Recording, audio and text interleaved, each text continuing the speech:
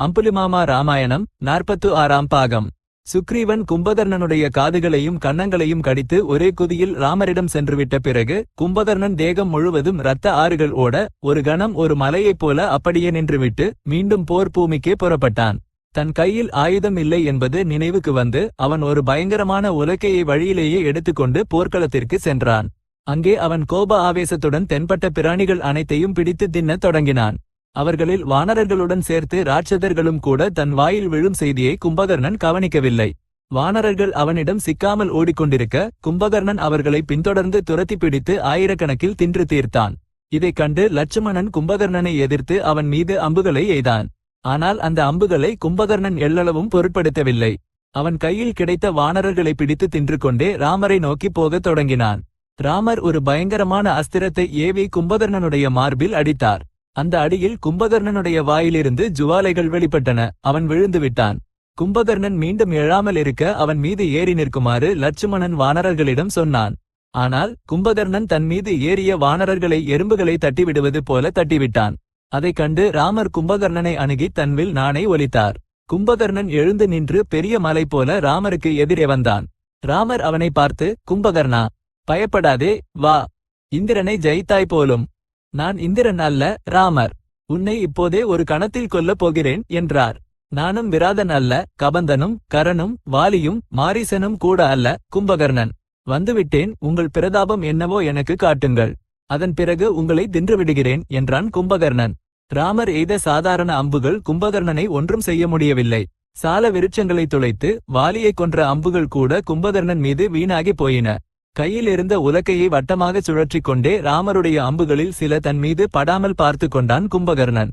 அப்போது ராமர் கும்பகர்ணன் மீது வாயவியாஸ்திரத்தை பிரயோகித்தார். அது உலக்கையை பிடித்திருந்த கும்பகர்ணனுடைய கையை கண்டனம் செய்தது. கும்பகர்ணன் சத்தமாக அலறினான். அவனுடைய கை அருந்து விழுந்தபோது அதன் கீழ் சில வானரர்கள் நசுங்கி இறந்தனர். கும்பகர்ணன் ஒரு கையை இழந்து இரண்டாவது கையால் ஒரு மகா விருட்சத்தை பிடுங்கி ராமர் மீது வந்தான். ராமர் ஐந்திராஸ்திரத்தால் கும்பகர்ணனுடைய இரண்டாவது கையையும் மரத்துடன் சேர்த்து வெட்டினார். அதன் பிறகு அவர் 2 அர்த்தசந்திர அம்புகளால் கும்பகர்ணனுடைய பாதங்களை வெட்டினார். கும்பகர்ணன் மலை போல உடைந்து விழுந்து குகை போன்ற வாயை திறந்து கர்ஜித்துக் கொண்டிருக்க ராமர் அந்த வாய் நிறைய அம்புகளை எய்தார். கும்பகர்ணன் மூர்ச்சையாகி இருந்த நிலையில் ராமர் ஒரு திவ்யாஸ்திரத்தால் கும்பகர்ணனுடைய தலையை அறுத்தார். மகா பலசாலியான கும்பகர்ணன் இறந்ததால் ராட்சதர்கள் அலறினார்கள். வானரர்களின் முகங்கள் மலர்ந்தன. கும்பகர்ணன் ராமரால் கொல்லப்பட்டான் என்ற செய்தியை கேட்டவுடனேயே ராவணன் சிறிது நேரம் மூர்ச்சையாகி பிறகு தம்பிக்காக துக்கினான். அவனுடன் சேர்த்து மற்ற ராட்சத வீரர்களும் துக்கித்தனர். தம்பிக்காக துக்கிக் கொண்டிருக்கும் ராவணனை தேற்றி திரிசிரஸ், அதிகாயன், தேவாந்தகன், நராந்தகன், மகோதரன், மகாபார்சுவன் என்ற 6 ராட்சத யோதர்கள் போருக்கு புறப்பட்டார்கள். மீண்டும் ராட்சத வானர சேனைகளுக்கு இடையே கொடுமையான போர் ஆரம்பமானது. நராந்தகன் வானர சேனைக்கு இடையே புகுந்து தன் ஈட்டியால் வானரர்களை 100கணக்கில் கொல்லத் தொடங்கினான். அப்போது சுக்ரீவன் அங்கதனை அவன் மீது அனுப்பினான். அங்கதன் நராந்தகனுக்கு எதிரே சென்று, இந்த ஈட்டியை சாதாரண வானரர்கள் மீது ஏன் பிரயோகிக்கிறாய்? அதனால் என்னை அடி என்றான். நராந்தகன் தன் ஈட்டியை பலமாக அங்கதனுடைய மார்பின் மீது அடித்தான். அது அப்படியே உடைந்து போனது. அங்கதன் நராந்தகன் ஏறியிருந்த குதிரையை நெற்றியில் உள்ளங்கையால் அடித்தவுடன் அது தலை பிளந்து செத்துப்போனது. நராந்தகன் தன் முட்டியை இறுக்கி குத்தியவுடன் அங்கதனுடைய தலை பிளந்து ரத்தம் வரத் தொடங்கியது. இவனுக்கு இவ்வளவு பலம் இருக்கிறதா என்று ஆச்சரியப்பட்டு அங்கதன் தன் பிடிமானத்தை இறுக்கி நராந்தகனுடைய மார்பில் பலமாக குத்தியவுடன் நராந்தகன் ரத்தம் கக்கிச் செத்தான். இதைக் கண்டு மகோதரன், தேவாந்தகன், திரிசிரஸ் அங்கதன் மீது வந்தனர். அந்த மூவருடன் தனியாக போராடிக் கொண்டிருந்த அங்கதனுக்கு அனுமனும் நீலனும் துணையாக வந்தனர். அவர்களுக்கு இடையே நடந்த போரில் அனுமன் தேவாந்தகனுடைய தலையை உடைத்துக் கொன்றான். அப்படியே நீலன் கையில் மகோதரன் இறந்தான். மீண்டும் அனுமனே திரிசிரஸுடன் நீண்ட நேரம் போர் செய்து அவனுடைய வாளாலேயே அவனுடைய கழுத்தை அறுத்தான்.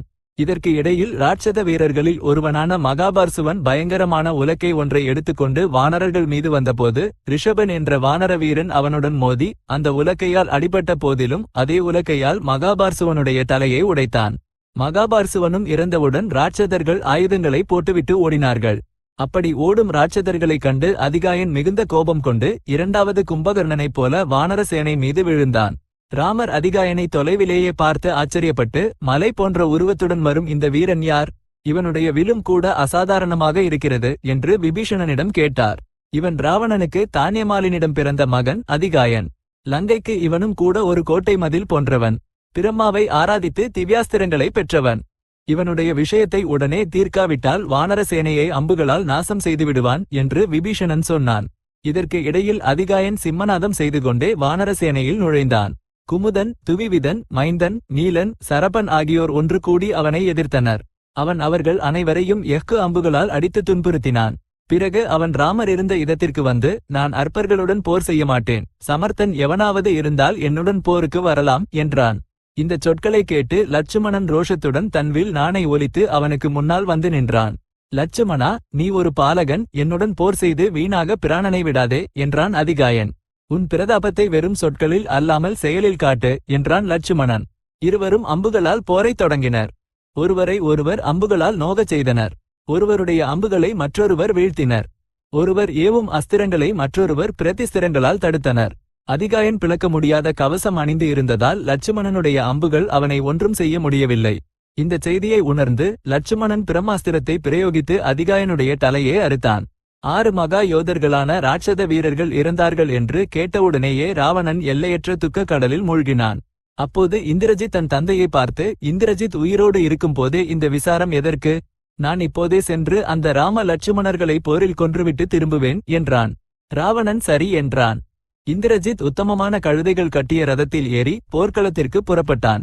வில்லேந்திய ராட்சத வீரர்கள் பலர் யானைகள் மீதும் குதிரைகள் மீதும் ஏறி ஈட்டிகள், உலக்கைகள், வாள்கள், கதாயுதங்களை எடுத்துக்கொண்டு இந்திரஜித் பின்னால் போருக்கு புறப்பட்டனர். போர்க்களத்தில் தன் ரதத்தைச் சுற்றி ராட்சதர்களை காவலுக்கு வைத்து இந்திரஜித் ஹவிசுகளை ஓமம் செய்து கருப்பு ஆட்டை பலி கொடுத்தான். அக்கினி புகையில்லாமல் எரிந்து அவனுக்கு வெற்றியை குறிப்பால் உணர்த்தியது. பிறகு இந்திரஜித் பிரம்மாஸ்திரத்தை ஜபித்து அதை கொண்டு தன் வில்லையும் ரதத்தையும் அபிமந்திரித்தான். இதெல்லாம் முடிந்த பிறகு இந்திரஜித் தன் ரதத்துடனும் சாரதியுடனும் சேர்த்து ஆகாயத்தில் சென்று மறைந்துவிட்டான். ராட்சத சேனை மிகுந்த உற்சாகத்துடன் போருக்கு நகர்ந்தது. வானர சேனை மீது கொடூரமான கொலைக்களம் நடந்தது. பிரமுக வானர வீரர்களான கந்தமாதனன், நளன், மைந்தன், கஜன், ஜாம்பவான், சுக்ரீவன், ரிஷபன், அங்கதன், துவிவிதன் ஆகியோர் இந்திரஜித் பிரயோகித்த தீவிரமான அம்புகளால் காயப்பட்டனர். சிலர் மூர்ச்சையடைந்தனர். இறந்த வானரர்களுக்கு கணக்கே இல்லை. இந்திரஜித் ஆகாயத்தில் எங்கே இருக்கிறான் என்பது வானரர்களுக்கு தெரியவே இல்லை. இந்திரஜித் பொழியும் அம்பு மழை ராம லட்சுமணர்கள் மீதும் விழுந்தது. ராமர் லட்சுமணனிடம், கண்ணுக்கு தெரியாத இந்த இந்திரஜித்துடன் போர் செய்வது நமக்கு சாத்தியமான காரியம் அல்ல. அவனுடைய அஸ்திரங்களின் விளைவாக வானர சேனை முழுவதும் மூர்ச்சையாகி கிடக்கிறது. நாமும் கூட மூர்ச்சை வந்தது போல விழுந்துவிட்டால் இந்திரஜித் திருப்தியடைந்து சென்று விடுவான் என்றார். ராம லட்சுமணர்களும் கூட மூர்ச்சையாகி விழுந்தது போல தெரிந்தவுடனேயே இந்திரஜித் பரம சந்தோஷத்துடன் லங்கைக்கு திரும்பிச் சென்றான். ராம லட்சுமணர்கள் மூர்ச்சையில் இருப்பதைக் கண்டு வானர சேனை கலக்கமடைந்தது. சுக்ரீவன், நீலன், அங்கதன், ஜாம்பவான் ஆகியோர் உண்மையிலேயே சுயநினைவற்ற மூர்ச்சையில் இருந்தனர். ராம லட்சுமணர்களை பார்த்து பதற்றமடையும் வானரர்களிடம் விபீஷணன், நீங்கள் பதற்றமடையாதீர்கள். ராம லட்சுமணர்கள் மூர்ச்சையை நடிக்கிறார்கள், அவ்வளவுதான் என்றான். இரவு, இருட்டு. மூர்ச்சையாகி கிடக்கும் வானரர்களில் பிராணனுடன் இருப்பவர்கள் யாரோ இறந்தவர்கள் யாரோ தெரியவில்லை. ஆகையால் விபீஷணனும் அனுமனும் ஆளுக்கொரு தீப்பந்தத்தை எடுத்துக்கொண்டு தேடத் தொடங்கினார்கள்.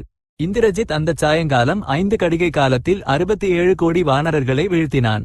விழுந்தவர்களில் சுக்ரீவன், அங்கதன், நீலன், சரபன் முதலான எத்தனையோ பேர் அவர்களுக்கு தென்பட்டனர். அவர்கள் ஜாம்பவானை தேடினார்கள். மகாவிருத்தராகிய ஜாம்பவான் உணர்வுடன் தென்பட்டார். விபீஷணன் ஜாம்பவானை அணுகி, தாத்தா, உயிருடன் இருக்கிறாயல்லவா என்றான். ஜாம்பவான் மெலிந்த குரலில், அந்த பேசுகிறது விபீஷணனா? மகனே, எனக்கு கண்கள் தெரியவில்லை. அனுமன் நலமாக இருக்கிறானா என்று கேட்டார். தாத்தா. சுக்ரீவன், அங்கதன், ராம லட்சுமணர்களை பற்றி கேட்காமல் அனுமனை பற்றி கேட்கிறாயே ஏன் என்று விபீஷணன் கேட்டான். அனுமனை பற்றி ஏன் கேட்டேன் என்று கேட்கிறாயா? சொல்கிறேன் கேள்.